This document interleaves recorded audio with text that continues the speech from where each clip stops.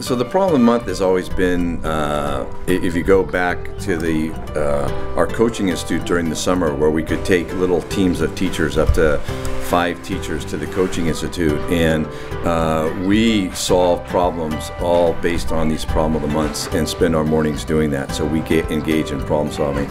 So we would have little pockets of teachers that would come back and implement the problem of the month in their classes, the ones that had been exposed to it. So over time we wanted to see if there was a way to build this into our district culture. So it actually was just a couple of years ago that we had David Foster come out and do a problem of the month with the entire district, so that everybody could engage in the problem of the month and then go ahead and do something with their students. But it started off primarily with the younger grades. They do it as a whole class activity, and you'll see them on the floor playing. The manipulatives are out. There's a lot of pair share. There's a lot of ideas flowing around, and I think it's a lot of fun for them. When it comes up to about 4th or 5th grade, we might do one activity as a whole group, and then we'll do some as homework, bring it back, challenge yourselves, get with a partner, share these ideas, and then the kids check in with the teachers as they go.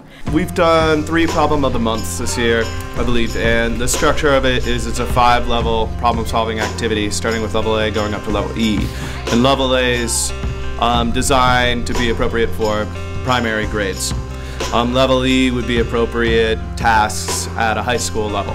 So we've tried different formats throughout the year, and mostly it's been contained within one classroom, and then a representative might have gone on to the next classroom and explained what they did. The idea was that for each school to come up with a unique way of doing the problem of the month. So originally we started off with the problem of the month coming from the district office that we were going to apply to our school, and VALLEMAR debated it over, and we decided to go with 3. We started off with just coming up with an Olympic theme where the grades would do work in their classrooms, and then as they did it, they would actually take, or a small team would take the baton and then go up to the next grade level and meet with a small group of kids who had done it in a whole group. That was okay, but I think overall it was to come up with another way, another strategy for us as a school as to how to pull it off and really make this work, because we see the positive benefits from it. It's just how can we get that across to the kids, you know, the idea of a problem that takes over 24 hours. But if it's 1/4 of the girls, 16 of the long hair. Good. Mr. Blondier and Alex. So it's like, But that wouldn't make sense because half are boys. So these are all girls. 1/4 of them had short hair. So and they don't give us how. Oh my god. But I don't get how she splits another 1/4 into 2 and has this as 4 and then this has another 4. So 8 and then that's, oh. Because when you add all these up, these equal 32. Oh, I get it. For this format that we tried today, which is the first time we tried it, we involved grades 4 through 8.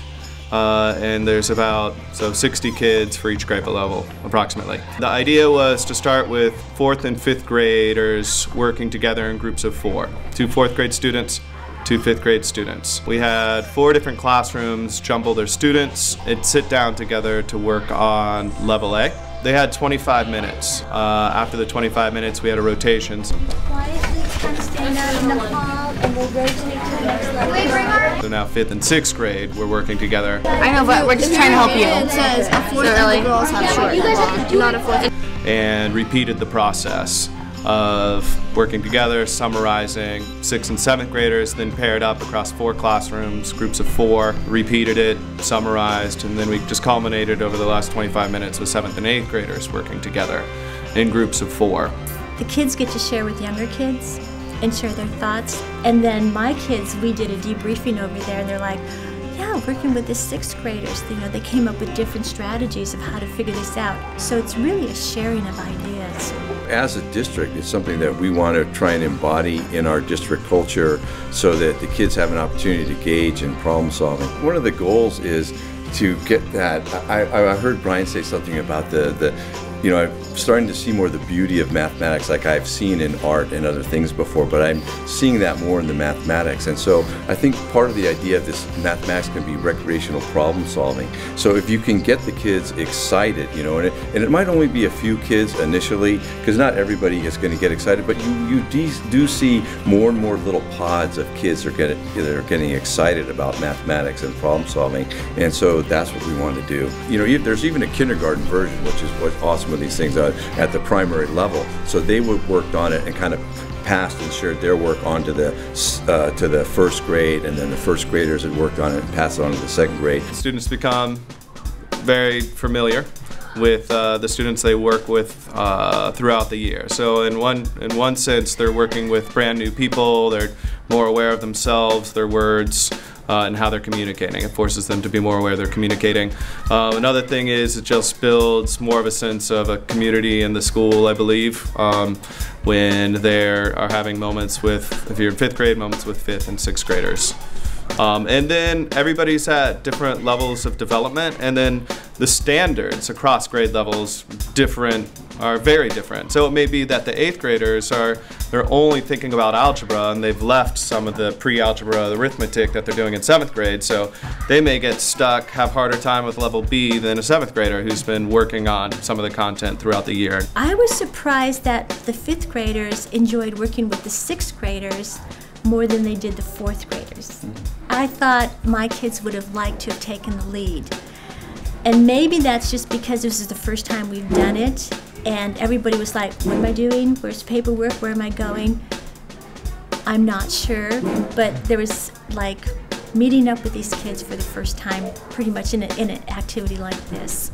A lot of positive things that I see happened, getting cross-grade level interaction, students having to communicate not just to their peers that they work with day in and day out, but communicating to older and younger students themselves. Sort of takes advantage of a K-8 format, or would work in any format. And the idea was to fill out an activity log that said, explain what they were doing, what they had tried, what they would do next, or explain their solution. We're going to give you about 5 to 6 minutes to fill out the reflection just like you did yesterday, answering the questions of where you're at, what you needed to answer, what you would do next, and whatnot, okay? So now we have to fill out this activity log, and we're trying, you can write it down. But that's really how we did it. Yeah, we did, because we just, basically we sorted out. Yeah, we sorted it by section. We sorted it by section. Did you find a solution? Yes. Yes, we did find a solution. A million times. Yes. Okay, explain. Oh, I hate justify. We proved it by sorting by section, and then there were no girls that had short red hair. Can you all say goodbye to each other? I guess the point is to have some type of a reflection sheet to see where you are in the problem, so that after everybody's had a chance to engage in the problem, then you can kind of share your thinking. And what you're hoping is that some of these strategies will come out from the students. Will have multiple strategies that they share, and then maybe rethink some of their ideas. When we were debriefing, I said, tell me the positives, the negatives. They weren't really thrilled about the extra paperwork, which I am, because for the teachers, it's a way of really analyzing what are they doing and how are they doing it, and then we can go back and try to teach for those strategies to come out a little bit stronger. So it's kind of exciting, and they teach each other. That's the best part, I think. Challenges that if we do it again that I could see, just coordinating transitions from room to room. And then definitely we weren't sure as teachers whether if in 4th and 5th and 6th grades they advanced to level C, then with 7th and 8th, do we pick up at C? Or do we go back and let the 7th and 8th graders, 6th graders start at level A and get the experience from doing that? Because that's valuable. But I think it's neat that different schools and different teachers are trying different things. There's different levels of engagement. The teachers that have been to the Coaching Institute or that have done Problem of the Months involve their kids much more frequently than others. And so for those of us that are new, if you haven't done it, for the teachers that are new, I think it's important as a district that we allow the teachers the time to engage in the mathematics and do the problems themselves and model this status check of the posters and everything else so that they see that this is one way to do it in the classroom, but then giving them the freedom to go out and, what's going to work with your kids? Do you want to make it a fair? Here we are at the end of the year. We had the BMX bikes out there today earlier. There's all kinds of stuff going on, and Brian or Jean said, you know what, we're going to make mathematics as a recreational thing too. I love this over the way we have been doing it in the past.